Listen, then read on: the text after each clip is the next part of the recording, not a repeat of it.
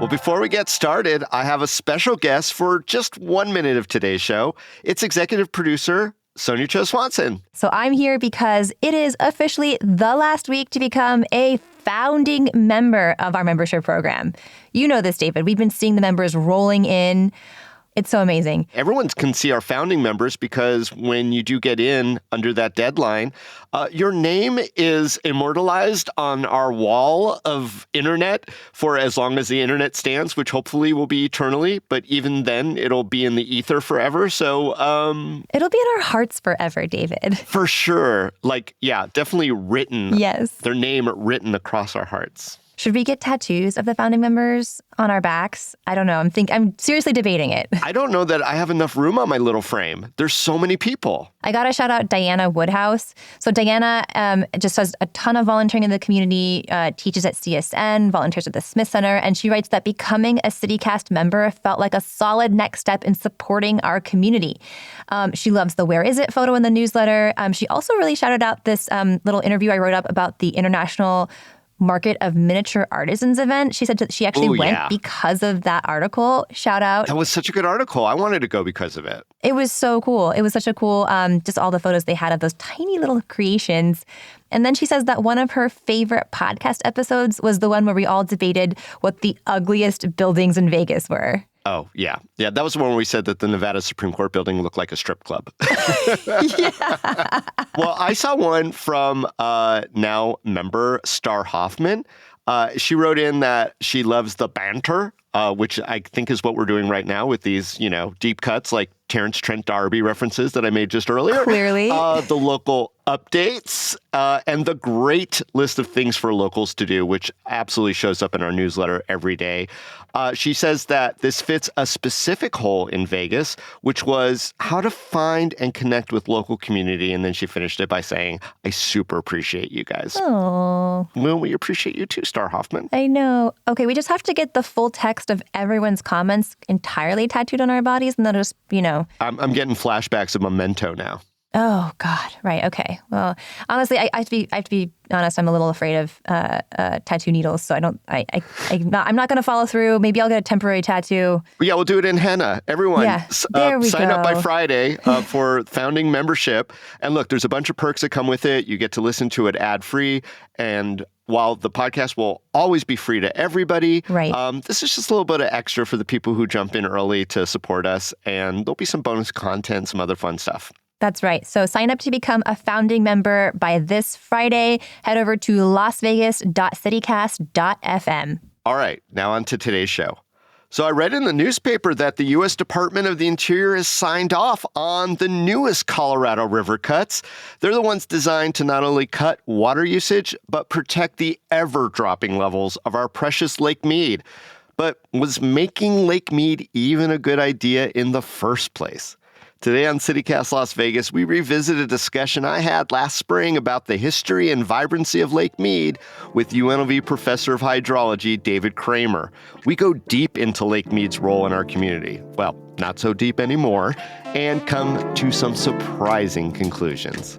It's Thursday, March 7th. I'm David Figler, and here's what Las Vegas is talking about.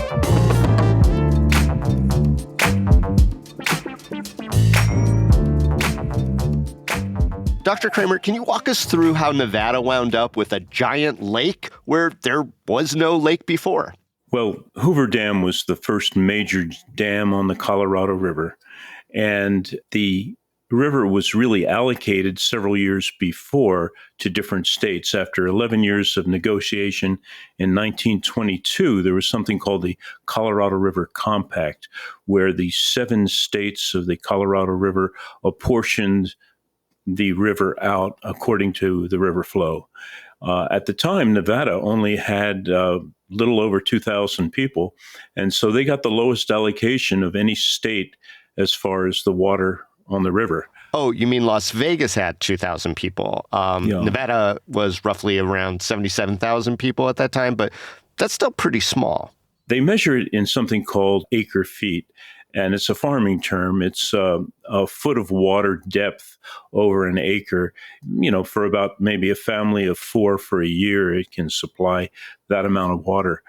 The problem right from the get-go was that the historical flow was much less. They allocated it at a time of high flow. And what I'm reading, Doctor, is that Las Vegas kind of got screwed, that we had some bad math, some bad formulas, not great representation at the time, and now new challenges make it even harder. Yeah. And since about 2000, a combination of extended severe drought and an overallocation of water rights, they're depleting the Colorado River, and particularly Lake Mead. Lake Mead is at a low level. It's got a bathtub ring around it where the water has come down. Yeah, and as someone who's lived here my whole life, it's pretty stark going out there, seeing the difference than what I recall from my childhood. Yeah, I agree. I'm personally a kayaking enthusiast, and we were kayaking over parts of the lake and structures that are now high above us when we kayak. And so, yeah, the lake is really depleted for those people who've gone out there and watched this steady drop of the lake level. I have one question, though, because I have no idea what the Colorado River looked like prior to the dam being built and Lake Mead being created. What was the natural flow of the Colorado River as it related to our neck of the woods? Well, it was really quite variable. Without dams, there were times where it would rain and you'd have snow melt in the spring, and the flow would be very, very high. And then at other times, it would be really quite low. And with dams and reservoirs, the releases could be controlled. And the good thing about that is it reduced flooding, and it allowed allocation of water for agriculture. But the disadvantage of that is when you spread water out in a large lake, you can have evaporative losses, and you can have seepage losses into the banks of the lake, which is a particular problem up at Lake Powell, where they have a lot of sandstone that is sort of water greedy, and water can infiltrate down below. So the combination of evaporation and infiltration loss into a lake depletes a good percentage of the river water. Now, Las Vegas gets 90% of its water from Lake Mead. I understand that really kind of shifted in the early 1970s when a pipeline was installed, and then the decision was made that all of Nevada's share of the river water go to Las Vegas. Would we have developed in such a dramatic fashion to have such a high population now if it wasn't for that effort in the early 1970s? Probably not. We have made great strides in water conservation in the last 30 years or so. In fact, in spite of our population growth over the last couple of decades, our water use has actually declined overall. And so per person, our per capita water use has really gone down with conservation efforts. And in another move, we have something called managed aquifer recharge. It's sort of water in the bank. In other words, when water in the winter is not as necessary for, outside water use and things like that, we have a little bit of a surplus. And so we've pumped it underground here in Las Vegas, sort of like water in the bank, if you will. Mm-hmm. And then in the summer, when water use is high, we pump it back out. We have these reversible pumps. And so that's called managed aquifer recharge. And we've done it so well that now we are also banking water in Arizona and California as well, sort of like not water for a rainy day. That's the opposite analogy. But for a drought, we have some backup.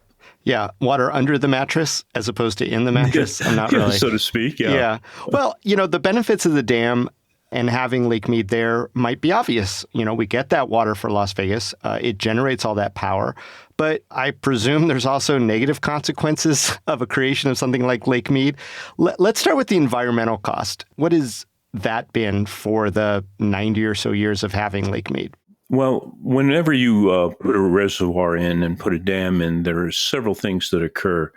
As I mentioned before, you lose water through evaporation. Also, the Colorado River, as you go downstream, gets saltier and saltier. Agriculture, when they irrigate crops, some of the water under the soil is brought back to the river and it collects some salts, and the water quality decreases. Also, with sunlight on water, it can develop algae and other things of that sort to reduce the water quality. There are also invasive species. There's a certain clam-like species called quagga mussels. Right. They're spreading throughout the West. And when you take a boat down to Lake Mead, you're supposed to clean it off so you don't carry the quagga mussels to other places.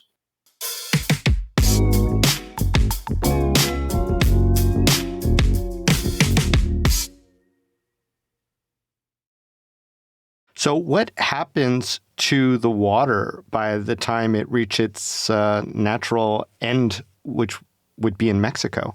Well, in the past, it was so salty that it really killed crops, and the farmers in Mexico didn't like it.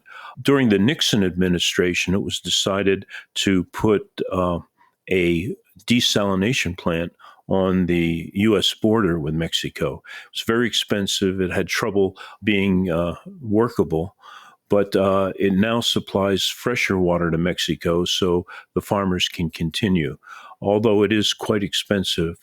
And a disadvantage of a desalination plant is you get a fraction of fresh water, which is what you want, but you also create a brine by taking the salts out of a certain portion of the water, and you have to do something with that salty brine. So where does that brine go? There's different ways to treat it. There's ways to put it in evaporation ponds and just let the water evaporate and it becomes like a salt bed.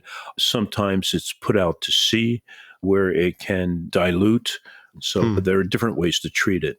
I'm wondering if there's kind of a general assessment of the fraught politics that the Colorado River dams have sort of wrought upon us, as some people are talking about decommissioning some of those dams. Yeah, there's talk about decommissioning some of the dams. Some of that is environmentally motivated. Lake Powell, for example, as it filled up, covered up some Native American sites and very, very beautiful canyons. And as it's coming down, these canyons are emerging again, and they're actually quite spectacular in some cases. Senator Barry Goldwater, who was a noted conservative in the 60s and 70s, and he was one of the first people to go through the Grand Canyon. He was a photographer before he was a senator. He said the only vote he regretted in Congress, or he regretted the most, was the vote to create Lake Powell behind Glen Canyon Dam, which went in the early 60s. And so the idea particularly of decommissioning Glen Canyon Dam and Lake Powell is a little bit stronger right now than Lake Mead, as there's a little bit more dependency right now on Lake Mead with cities like Las Vegas. Now, from what I'm hearing, though, is that the politics aren't just of the normal variety, but we also have that sort of loss of cultural and natural resources, such as indigenous historical sites and canyons. I mean, we even lost cities in the beginning, like St. Thomas, et cetera. So not exactly a perfect system when we start putting dams on a natural river. When they first allocated and over-allocated the river, the president, Herbert Hoover, predicted the basin's population, which was just about 450,000 people in the Colorado River Basin in 1915. He predicted it would quadruple. Today, the river serves, depending on your estimates, between 30 and 40 million people, more than 20 times his prediction. Right. And so the negotiations for in the future for how this over-allocated river is going to be reallocated is very complicated, with Native Americans now claiming a senior water right of about 30% of the river, which is a fairly new development in the last few years, in addition to the rights of the states and Mexico. Yeah. So, Professor Kramer, we've talked about a lot of the downsides of Lake Mead coming on as well. Here's the $46 million question, or at least the 46 million visitor question. Was Lake Mead maybe not the best way to go for doing what it did to the Colorado River? I'm not sure I really agree with that, because it does control the river. It creates a very clean type of power, hydroelectric power.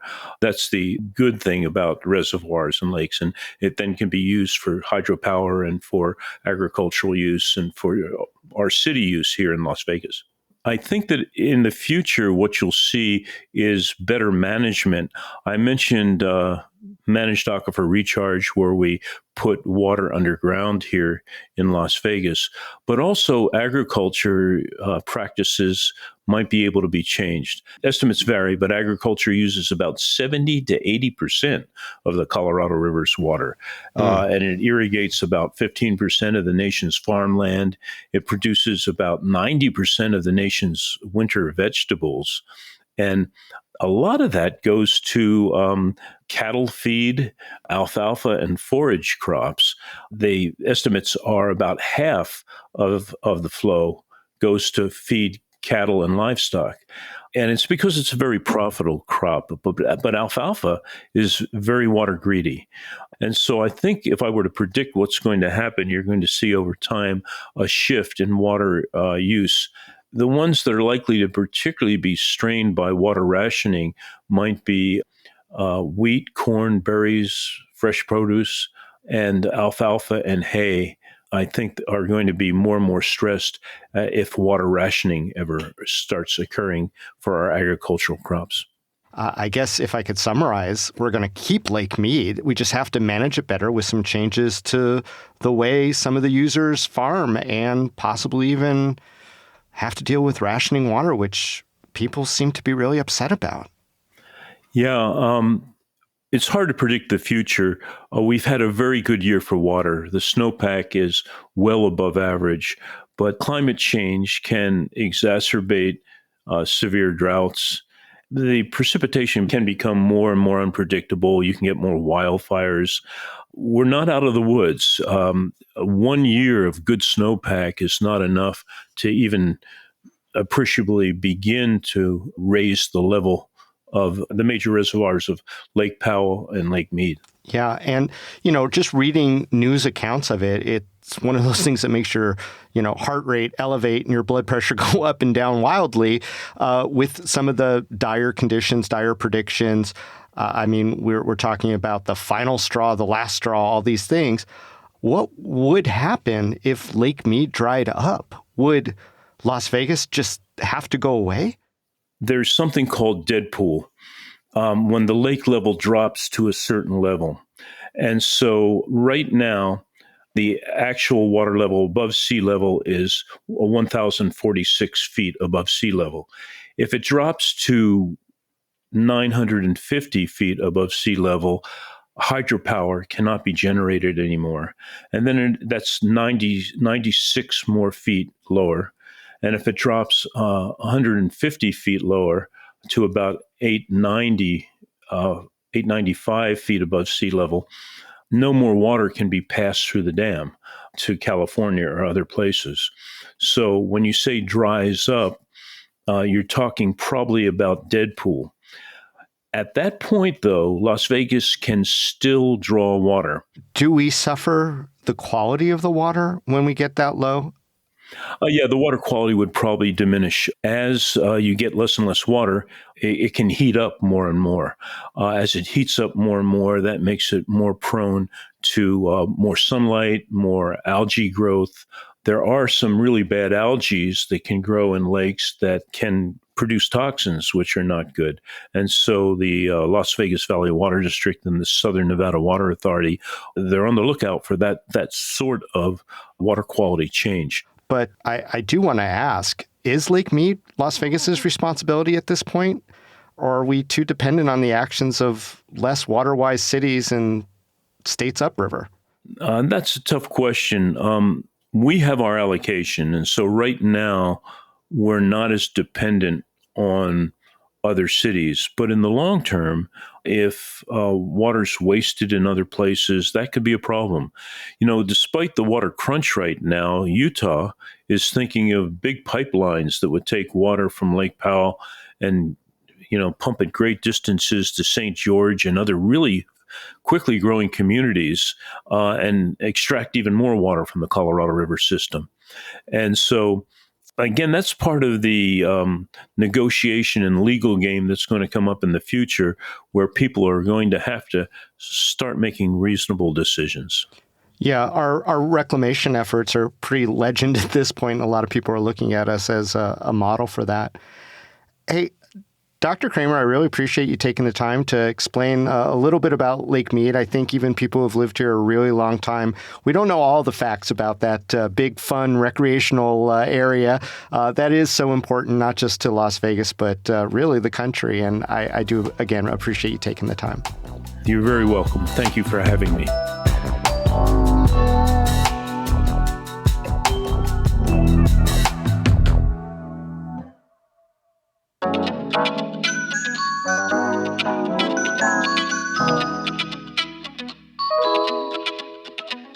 That's all for today here on CityCast Las Vegas. Don't forget, the deadline to become a founding member is tomorrow, Friday, so head on over to lasvegas.citycast.fm. We'll be back tomorrow morning with more news from around the city. Till then, stay lucky.